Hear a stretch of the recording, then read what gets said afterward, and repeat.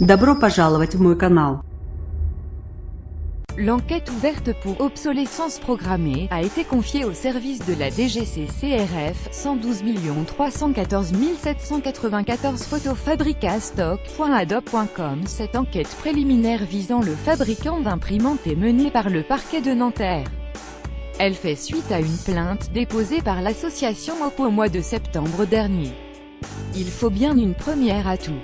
À la suite d'une plainte de l'association Opalte à l'obsolescence programmée en septembre dernier, le parquet de Nanterre a ouvert une enquête préliminaire pour obsolescence programmée et tromperie visant les cartouches d'imprimante Epson. Ouverte depuis le 24 novembre, cette enquête est la première de ce genre en France. Elle intervient peu après le dépôt de plainte de Hop encore une fois contre Apple, accusé d'avoir volontairement ralenti le fonctionnement de ses iPhones. Lire aussi obsolescence programmée. Une plainte déposée contre des fabricants d'imprimantes, c'est une très bonne nouvelle. Pour la première fois en France et à notre connaissance dans le monde, les autorités judiciaires d'un pays se saisissent d'un cas d'obsolescence programmée. C'est félicité jeudi Maître Émile Meunier, avocat de l'association. L'enquête, elle, a été confiée au service de la Direction générale de la concurrence, de la consommation et de la répression des fraudes DGCCRF, rattachée au ministère de l'économie.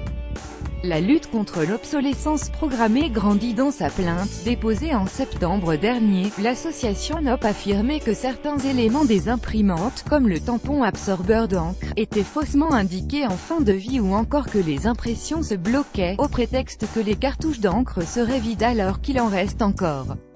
Cette plainte visait également Canon, HP ou Brothers.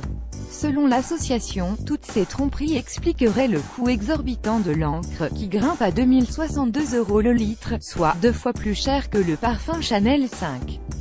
Cependant, depuis 2015 et la loi sur la transition énergétique, ces pratiques trompeuses sont considérées comme étant des délits pouvant entraîner 2 ans de prison et 300 000 € d'amende.